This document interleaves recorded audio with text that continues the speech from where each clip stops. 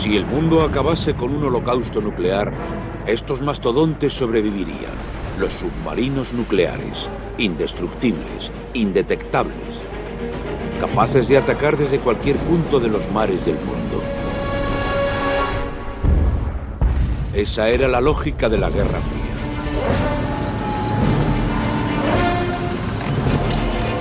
Una era que acabó, pero cuyo legado mortal nos amenaza hoy con urgencia. Casi 200 submarinos nucleares del Imperio Soviético y sus reactores se están pudriendo en los fiordos del norte de Rusia. Una pesadilla medioambiental y el ingrediente perfecto para una bomba terrorista. Ahora, un equipo de ingenieros tiene que actuar para que se produzca de una vez por todas el final del Octubre Rojo. Durante 40 espeluznantes años el mundo vivió al borde de la aniquilación nuclear.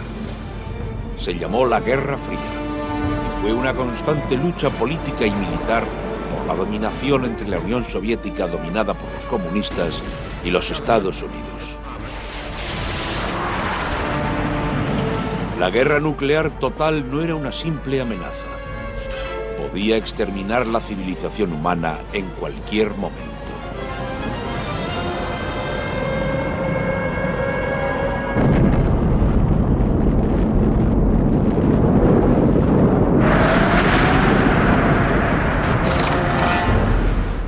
Las dos superpotencias libraron una batalla secreta de titanes bajo el agua. El tamaño importa, sobre todo cuando se trata de submarinos atómicos que llevan misiles. Y Rusia encargó los más grandes.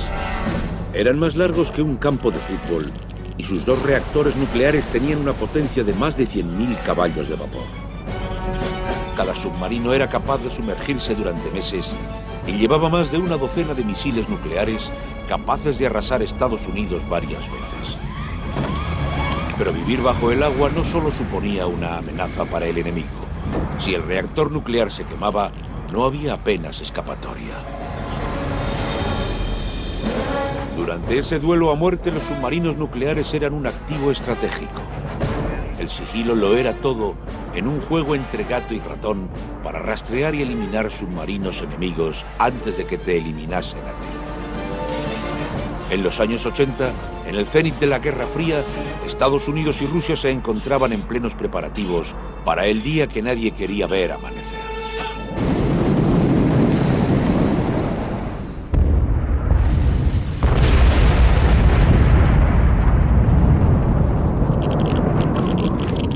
La posibilidad de la aniquilación mutua era lo único que aseguraba la paz y evitaba la guerra.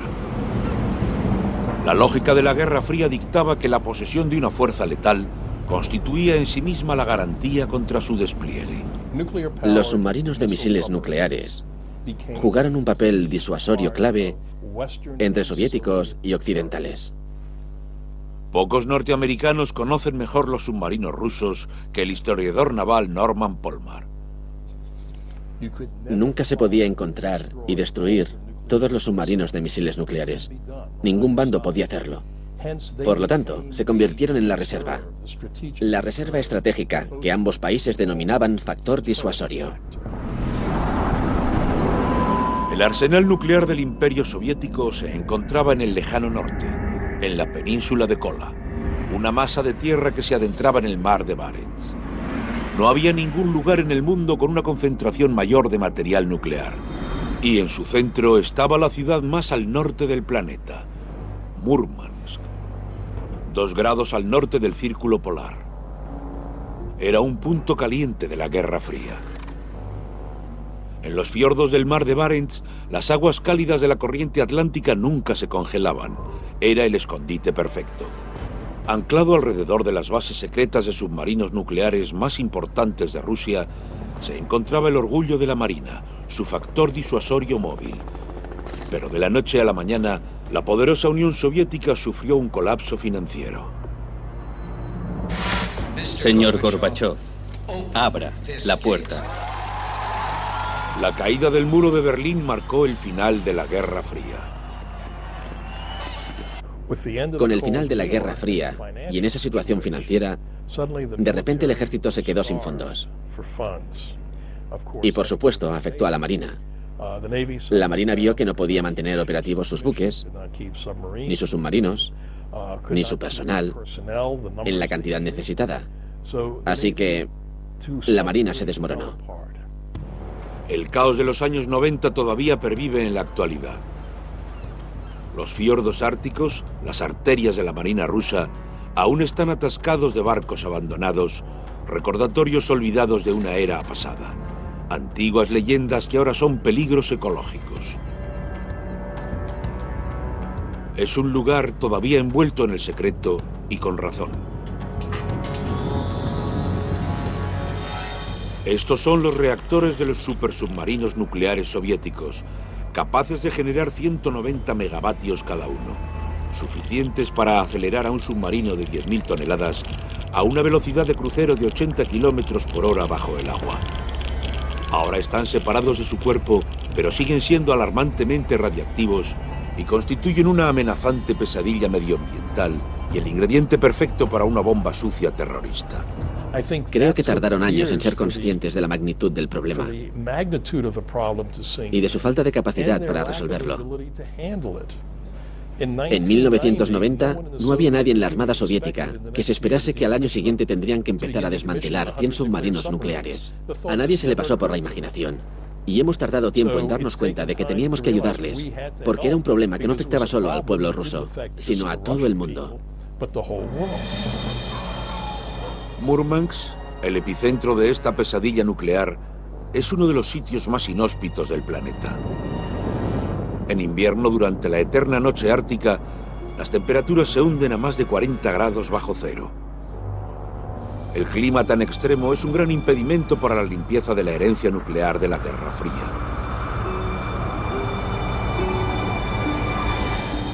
Pero en realidad, no es más que uno de varios obstáculos para el equipo de ingenieros alemanes altamente cualificados, encargados de la monumental tarea y dirigidos por Detlef Mittan. Operamos en una zona de alta seguridad, cerrada al mundo exterior.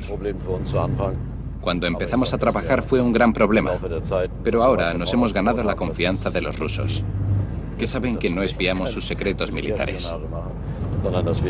Ya saben que solo hemos venido a cumplir con este trabajo. El trabajo es el desmantelamiento de más de 200 submarinos y rompehielos nucleares. Un proyecto multimillonario que en gran parte ha de realizarse a mano, combinando fuerza con maña. Estos ingenieros de la antigua Alemania del Este se pasaron media vida visitando el Imperio Soviético. Conocen su idioma y sus costumbres. Los alemanes aportan un conocimiento único de la ingeniería y los contratistas rusos ponen sus ideas en práctica. Pero no es algo que pueda tocar el hombre.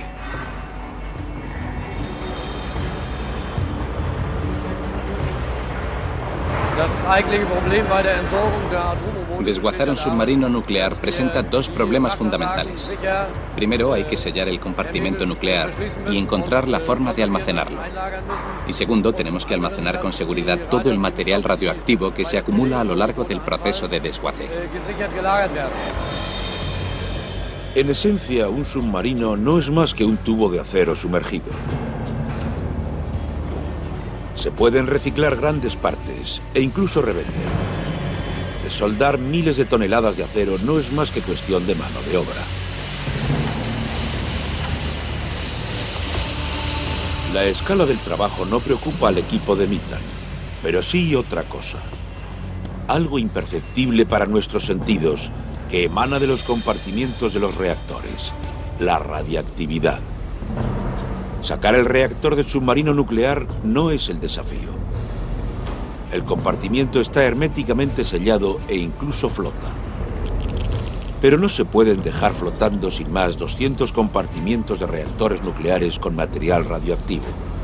¿Y si sufren alguna fuga o se hunden? O incluso peor, ¿y si caen en manos de terroristas? Para Mittan y el mundo, el tiempo se acaba. En En el punto álgido de la Guerra Fría, los submarinos rusos llevaban suficientes cabezas nucleares para arrasar partes enteras de Estados Unidos. Hoy los mayores submarinos jamás construidos no son más que chatarra radioactiva. Desguazar un submarino nuclear requiere un conjunto de destrezas singulares. Un equipo de ingenieros alemanes y rusos se ha hecho cargo de esta monumental labor. En esta central nuclear del norte de Alemania, en la frontera del antiguo imperio comunista, se lleva produciendo el mayor desmantelamiento nuclear del mundo desde 1995. Aquí, Detlev Mittan y su equipo han aprendido a manejar una fuerza escondida tras muros de hormigón y acero. El reactor nuclear, una fuente de energía y radiactividad inimaginables. Estos son piezas altamente contaminadas de 5 centrales nucleares rusas. Emiten tanta radiación que tendrán que pasar décadas antes de que puedan desmantelarse. La labor se extenderá más allá de la vida de Mittan.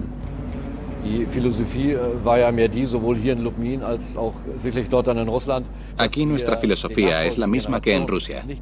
Pasar a las generaciones futuras algo en lo que puedan trabajar.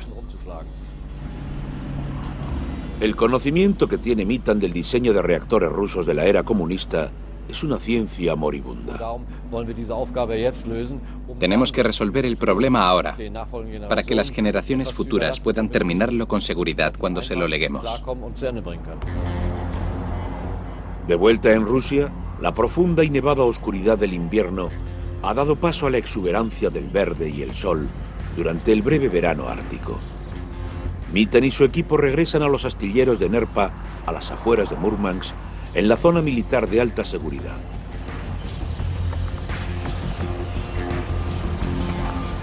Les aguarda una tonelada de trabajo, literalmente. Esto es un submarino nuclear de clase Victor, fabricado para cazar y destruir submarinos estadounidenses. Hoy se encuentra al mando de estos dos hombres, Mittan y Rostislav Rimyonok, un colega de profesión ruso. Antes de empezar a trabajar, hay que dar un paso tan secreto que ninguno de ellos dos está autorizado a presenciarlo. Los primeros pasos delicados son el desarme del submarino y la retirada del combustible de los reactores, y ya se han realizado. A continuación, el equipo trabaja alrededor del compartimiento del reactor y maneja gran cantidad de material radiactivo. Por supuesto, el equipo de protección de la radiación lo supervisa todo muy de cerca para que no se produzca ninguna contaminación. Este submarino tenía 2 capas de casco resistente a la presión. Se han abierto ambas y se ha dejado al descubierto una maraña de tubos y cables de acero en la sección de popa del submarino cercana al reactor. Pero desmontar las placas de acero con un soplete implica un riesgo constante de incendio. Y si no se resuelve de inmediato, la ceniza radiactiva podría envenenar a los trabajadores. El plan es desguazar el submarino desde ambos extremos, avanzando progresivamente hacia el centro, donde está el compartimiento que aloja el reactor. Emite tanta radiación que cortarlo en pedazos resultaría suicida. Manejar el núcleo altamente radiactivo de un submarino nuclear supone un gran reto para la ingeniería. Sin duda alguna, resulta mucho más difícil desmantelar un submarino nuclear que fabricarlo, debido a toda la radiación que contiene. La radiación que existe al principio del proceso del reactor nuclear es bastante despreciable comparada con todos los desechos radioactivos que se generan durante su operación. Por eso a los ingenieros se les ha ocurrido una ingeniosa idea. El submarino se desmonta de forma que solo quedan el compartimiento que aloja el reactor y los 2 compartimientos contiguos. El casco a presión del submarino se convierte en un contenedor con espacio suficiente para todo el material contaminado. Y las mamparas cerradas de cada lado actúan como sello. Casi 200 submarinos nucleares se han reducido a esas 3 secciones. Y aunque pesan varios cientos de toneladas, flotan porque tienen suficiente aire atrapado dentro. Pero no es una solución a largo plazo. Es solo el primer paso para reunir todos los reactores en una zona pequeña y segura. Los reactores de la flota nuclear completa necesitan un lugar de descanso definitivo. Deberán pasar varias décadas para que la radiactividad desaparezca. En lo que respecta a los factores que determinan la mayor o menor seguridad del proceso de desmantelamiento, seguramente se puede afirmar que es cuestión del espacio disponible, porque se necesita un lugar donde almacenar el material. Está muy claro. Depende de las instalaciones disponibles y de lo seguras y a prueba de radiación que sean esas instalaciones disponibles. No existe otra alternativa. Las unidades de 1.600 toneladas han de ser sacadas del agua y reducidas hasta que solo quede el reactor. El grueso del material radiactivo se concentra en el fondo. Por eso se le añade una lámina de hormigón y plomo como escudo. Esto es todo lo que queda del Octubre Rojo, listo para unirse a otros submarinos en su lugar de reposo final a unos 30 kilómetros del astillero. Aquí, en la bahía de Saida, los reactores se almacenan sobre unos cimientos de hormigón de casi 1 metro de alto para garantizar que no haya fugas de radiactividad. Pero el trabajo no acaba aquí.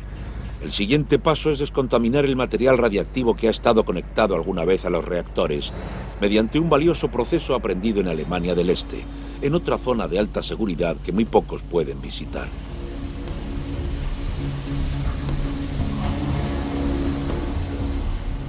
A menudo, tras eliminar su radiactividad, las piezas pueden reciclarse y los productos químicos pueden reutilizarse. El ácido fosfórico, al 95%, disuelve las láminas de contaminación. Es un proceso que requiere mano de obra intensiva. Cada pieza radiactiva necesita atención especial para poder recuperar y reciclar lo más posible.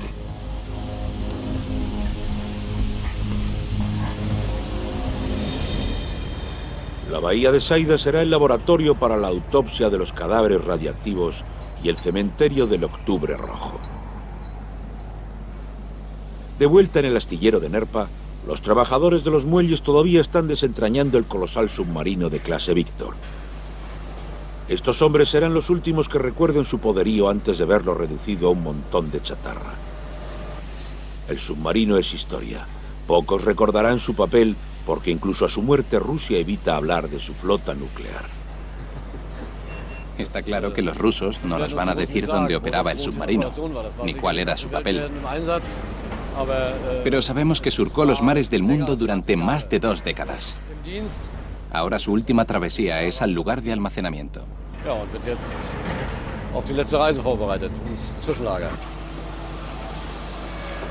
Esta es la muerte de un submarino de clase Víctor. Pero el historiador naval Norman Polmar ha tenido acceso a información secreta de la Guerra Fría sobre su nacimiento. Era un submarino nuclear clase Víctor, que se terminó parcialmente en San Petersburgo, entonces Leningrado. Se botó en un dique seco flotante y se cubrió con redes de camuflaje para que los satélites de vigilancia de Estados Unidos no lo identificasen. Luego el dique seco se remolcó a la península de Kola para terminar de fabricarlo. Es impresionante la forma en que los soviéticos manejaron el asunto. La flota atómica de Rusia está desapareciendo deprisa. En menos de 2 décadas se habrá desmantelado el último submarino nuclear y su reactor, incluido el reactor del submarino más famoso de Rusia, cuyo desastre acabó hundiendo a toda la marina rusa.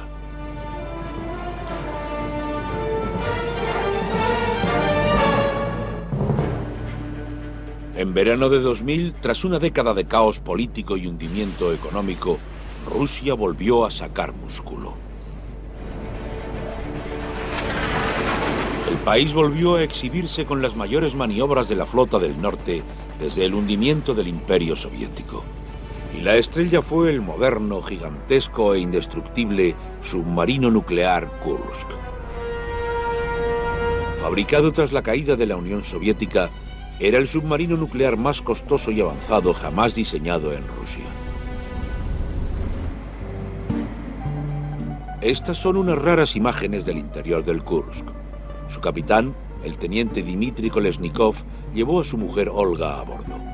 El submarino era tan grande que incluso disponía de instalaciones de ocio para sus marineros. Dmitry Kolesnikov estaba orgulloso de servir en el Kursk, aunque apenas ganaba 700 euros al año. Él y 117 marineros se encontraban a bordo durante las maniobras de agosto de 2000. Les supervisaba muy de cerca no solo el mando de la Marina rusa, sino también su mayor enemigo. El ejército de Estados Unidos vigilaba las maniobras.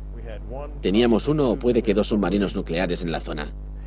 Al mismo tiempo, los rusos tenían un submarino de misiles balísticos que estaban intentando sacar de la zona sin que nosotros nos diésemos cuenta. Así que pasaban muchas cosas entre bastidores, o mejor dicho, bajo el agua, de lo que parecía a simple vista.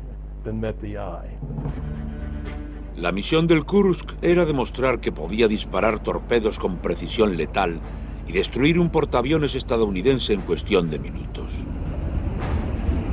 Hacia las 8 de la mañana, los técnicos de la sección de proa del Kursk empezaron a cargar los torpedos.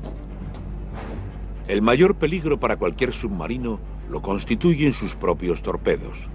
Contienen un combustible extraordinariamente explosivo. Si no se manejan con cuidado, pueden explotar.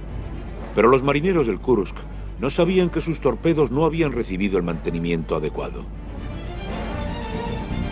A las 8 horas y 51 minutos, la señal de listo para disparar torpedos fue el último mensaje enviado desde el Kursk.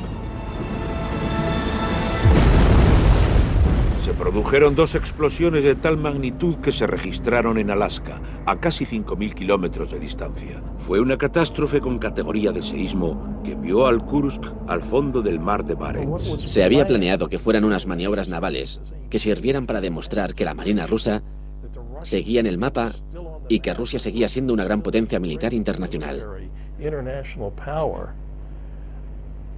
Pero acabó resultando un gran desastre. Sorprendentemente, la Marina rusa no dio mucha importancia a la explosión.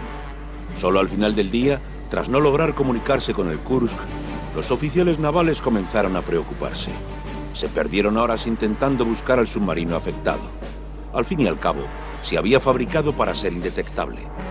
Luego se produjo un eco de sonar en aguas poco profundas. El Kursk se encontraba a una profundidad de solo 100 metros. Unos buzos podrían haber accedido fácilmente hasta él, pero el equipo de rescate de los rusos era tan viejo y estaba tan mal mantenido que no pudieron contactar con el Kursk. Si había supervivientes, cada minuto contaba, pero la Armada se negó a asumir la derrota y rechazó firmemente la ayuda extranjera. Los soviéticos en general habían sido capaces de sacar a la superficie a los submarinos dañados y rescatar a la tripulación. Pero el Kursk supuso la gran excepción, a causa del tipo de daños que había producido el torpedo en la proa, ya que había reventado la sección de proa entera. Se quedaron sin opciones y la situación se descontroló. Las autoridades intentaron silenciar a las airadas esposas y madres con métodos ciertamente dudosos. No entendéis nada. Y os quedáis ahí sentados tan tranquilos.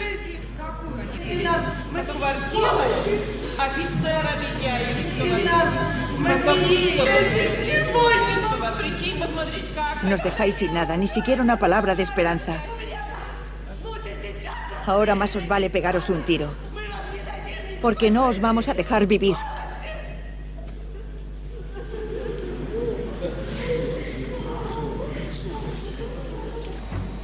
El presidente tuvo que intervenir. El ejército ruso seguía dividido sobre si aceptar ayuda extranjera. La presidencia de Vladimir Putin, todavía reciente, se vio amenazada por la crisis. Había rumores de que algunos marineros seguían vivos, y entonces Putin pidió ayuda al exterior. Casi una semana entera después del hundimiento del Kursk, unos buzos noruegos fueron capaces de llegar al submarino. Se quedaron impresionados por la escala de los daños. La sección de proa estaba enteramente destruida, pero la popa apenas tenía daños. Todavía podía haber marineros vivos, incluso aún lo bastante fuertes para responder.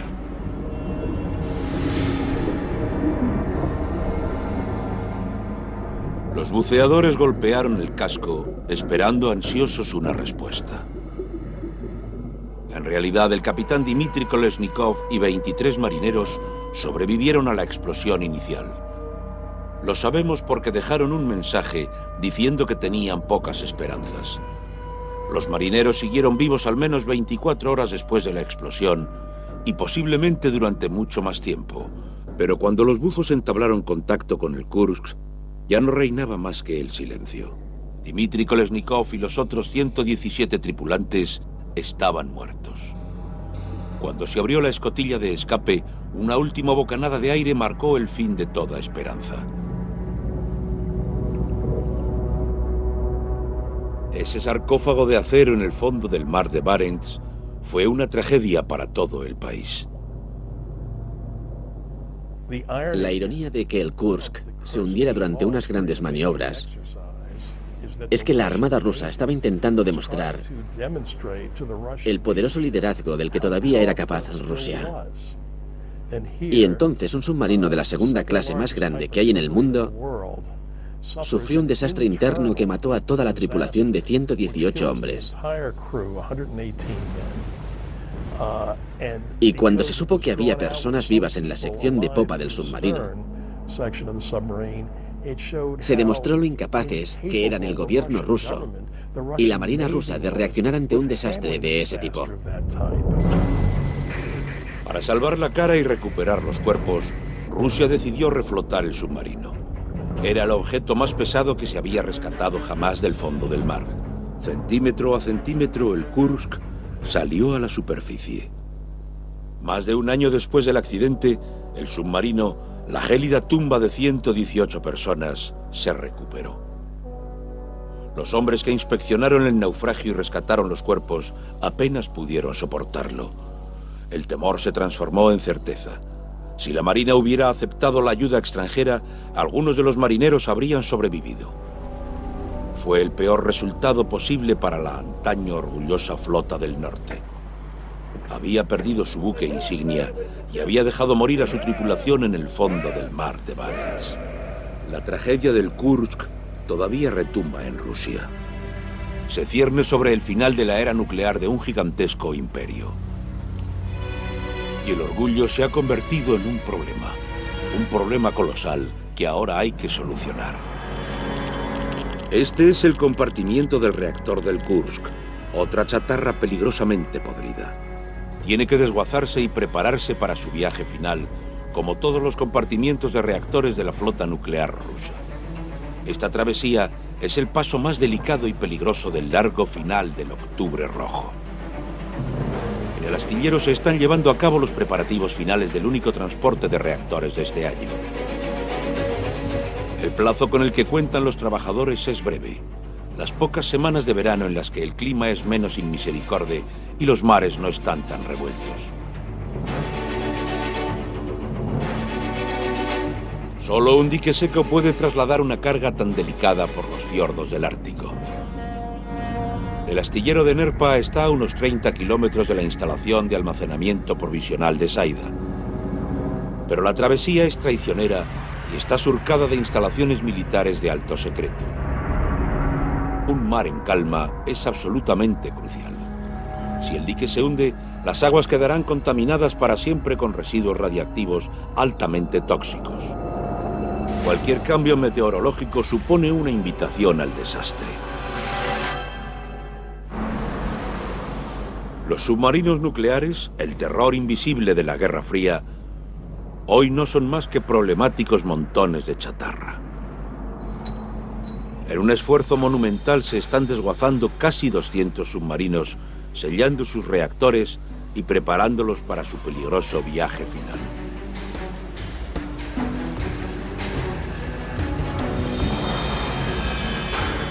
La mayor parte de los submarinos atómicos rusos han quedado reducidos a esto: la unidad que aloja el altamente contaminado reactor. Los trabajadores del astillero de Nerpa en Murmansk, Rusia, se preparan para una labor extremadamente peligrosa: trasladar estos reactores por vía marítima hasta su lugar de reposo final, a unos 30 kilómetros de distancia. Este dique seco cargará 7 reactores a la vez. Se ha tardado un año en sellarlos para que puedan efectuar su travesía final con seguridad. Estas centrales nucleares en miniatura no son un cargamento ordinario. Su radiactividad limita el tiempo que los humanos pueden permanecer a salvo en su cercanía. La capa exterior de acero de cada reactor mide 7,5 centímetros de espesor, con lo cual el peso total de un reactor alcanza las 1.600 toneladas, el equivalente a 4 aviones Jumbo. Trasladarlos es una tarea casi imposible. Incluso las herramientas hidráulicas más potentes a veces fallan.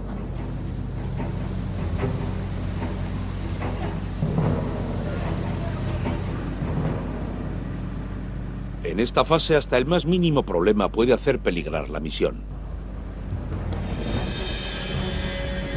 Para la operación de carga se han colocado vías junto al muelle.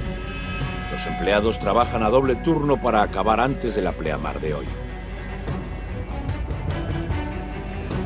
Estas últimas horas, la culminación de un año de trabajo, son una carrera contra el reloj.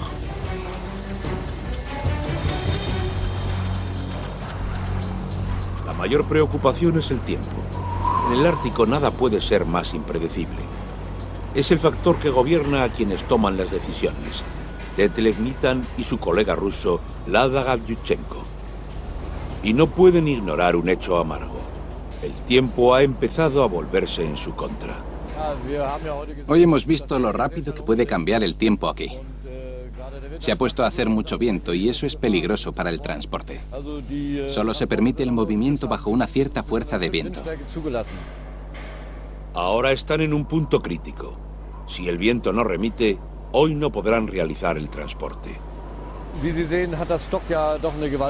Como se puede ver, el dique dispone de una amplia zona donde puede azotar el viento. El viento y las olas de los fiordos nos impiden llevar a cabo el transporte a salvo. Es un desastre. También ha empezado a llover. Pero los empleados continúan trabajando de todas formas para acabar su labor con la esperanza de que mejore el tiempo. Unos enormes contrafuertes de acero mantienen los reactores en su sitio, 3 a cada lado de la unidad.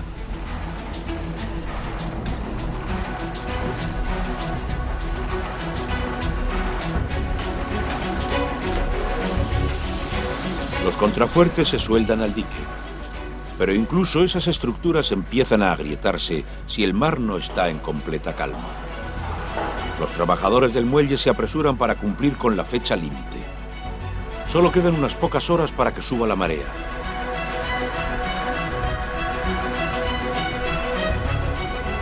Pero el viento sigue sin remitir y el cielo no se ha despejado.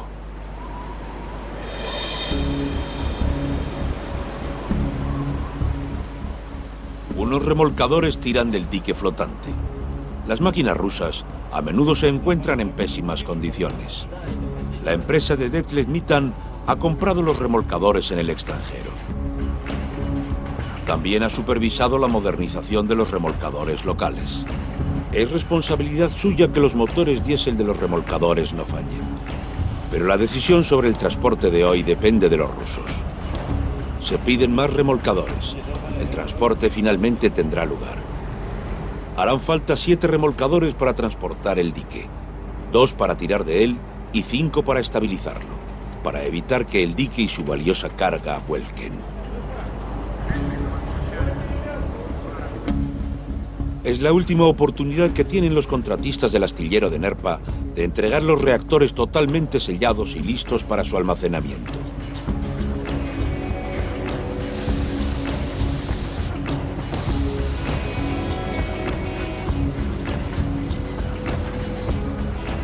Entonces, se produce una buena noticia. El cielo empieza a despejarse. Pero a menos que remita el fuerte viento, el dique y su peligrosa carga amenazan con causar un desastre medioambiental. Está a punto de comenzar el transporte marítimo de 7 reactores nucleares rusos. El agua se bombea fuera del dique, que empieza a flotar con la marea alta. 7 potentes remolcadores tienen que empujar y tirar del gigantesco dique flotante cargado para sacarlo al fiordo ártico.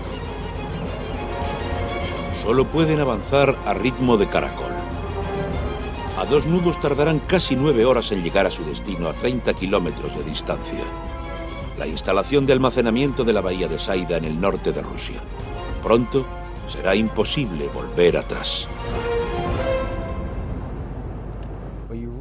Cuando se trabaja con un reactor desmantelado, hay que saber muy bien lo que se hace, y mucho más si se trata de varios reactores y encima se transportan por vía marítima.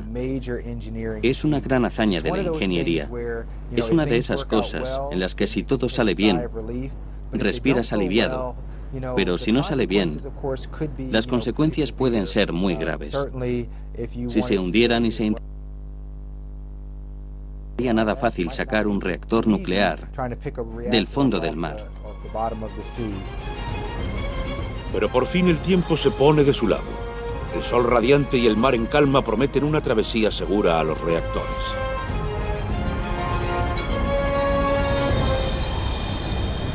Tras 9 horas se avista Saida.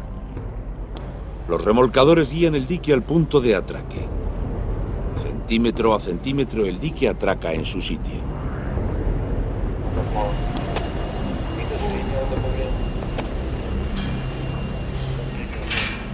El dique ya está a salvo, pero quizá su carga no. Ahora hay que descargar un peso de casi 12.000 toneladas del muelle flotante que se unirá al de los otros 33 submarinos nucleares desmantelados que ya se han trasladado aquí en los últimos 6 años, mientras el paso del tiempo los deja inertes lentamente. Son estos hombres quienes dirigen la fase final y deciden el lugar exacto donde descansará cada uno de ellos permanentemente. Es mejor no tener que mover 2 veces 1.600 toneladas. Vadgem Ambarchumyam es el director de las instalaciones de Saida y antiguo oficial de submarinos. Entre los reactores hay 2 que Vadgem recuerda muy bien. Estuvo destinado en los submarinos que funcionaban con su energía. Si recuerdo correctamente, fue en 1982. Era un buen submarino, muy fiable. Era el mejor submarino en el que he servido, y mi destino transcurrió sin incidentes. Este antiguo oficial de submarinos cree que es su deber lograr que descanse en paz y a salvo lo que antaño fue una amenaza para Occidente, los gigantes de la Guerra Fría, que ahora yacen varados sobre un lecho de hormigón en lo más remoto del Ártico.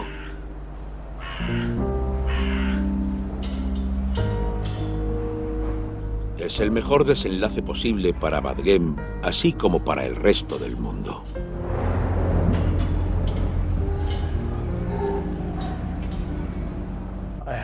Tuve el privilegio de conocer a varios oficiales de submarinos soviéticos, ahora retirados, y también a varios diseñadores de submarinos soviéticos, ahora rusos. Y era una gente, a nivel individual, con mucho talento, y muy dedicada y muy amable. Así que cuando hablamos de oficiales de submarinos soviéticos o rusos, nos referimos a personas de verdad con las que podías llevarte muy bien. A causa de las complejidades del desmantelamiento de los submarinos nucleares, los reactores solo llegan a Saida una vez al año. Y estos hombres tendrán que dedicar todo el resto de sus carreras a enterrar la antiguamente poderosa flota del norte rusa. De hecho, la larga historia del Octubre Rojo no acabará hasta dentro de 70 años. Solo entonces los niveles de radiactividad habrán bajado lo suficiente para que los reactores puedan abrirse, manipularse y desmontarse por completo. Un legado para las generaciones futuras. ¿Pero sus contenedores durarán tanto tiempo?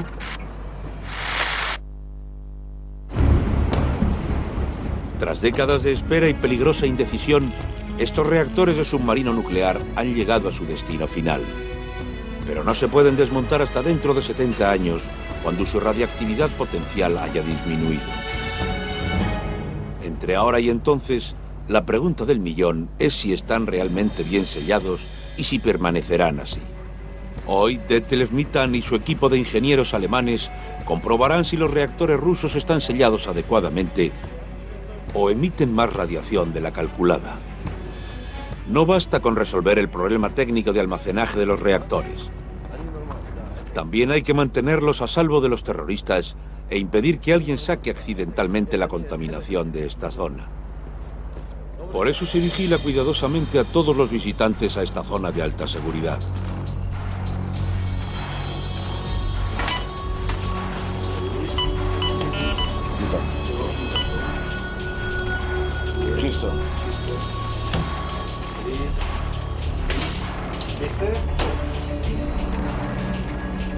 Un dosímetro registrará la carga radiactiva acumulada en el cuerpo de Mitan mientras se encuentra dentro del almacén nuclear. Mitan y su colega ruso, Vazgen Marsunyam, limitarán el tiempo que pasan junto al reactor. De lo contrario, acumularán más de la dosis permitida de radiación. Pero es vitalmente importante entrar y acercarse a medir los niveles de radiación de cada reactor.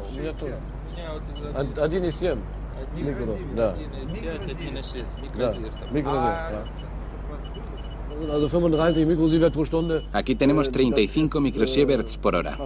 Es una magnitud justo por debajo del nivel máximo permitido. Significa que las unidades son totalmente herméticas. De todas formas, tenemos que salir cuanto antes. No debemos exponernos innecesariamente a este nivel de radiación.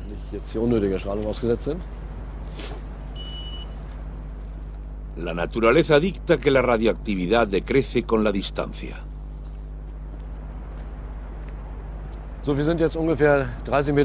Aquí, a unos 30 metros de las unidades de los reactores, tenemos 170 nanosieverts por hora. Está un poco por encima del nivel de radiación natural. Es el que existe en la mayor parte de Europa, incluso sin reactores. De hecho, es el nivel de radiación que se mediría en el centro de cualquier ciudad. Los reactores son herméticos. Y si se mantienen adecuadamente, continuarán siéndolo durante un siglo, hasta que una generación futura acabe el trabajo.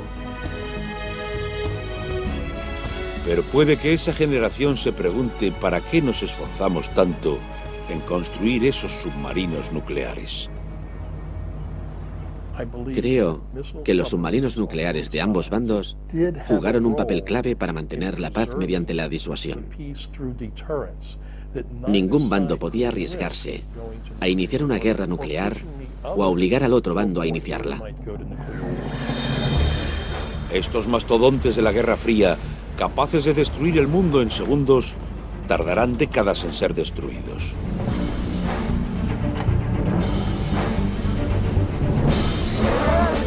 Pero tal vez estos submarinos hayan cumplido su papel de máquinas de matar perfectas que mantenían la paz bajo la amenaza de la aniquilación mutua.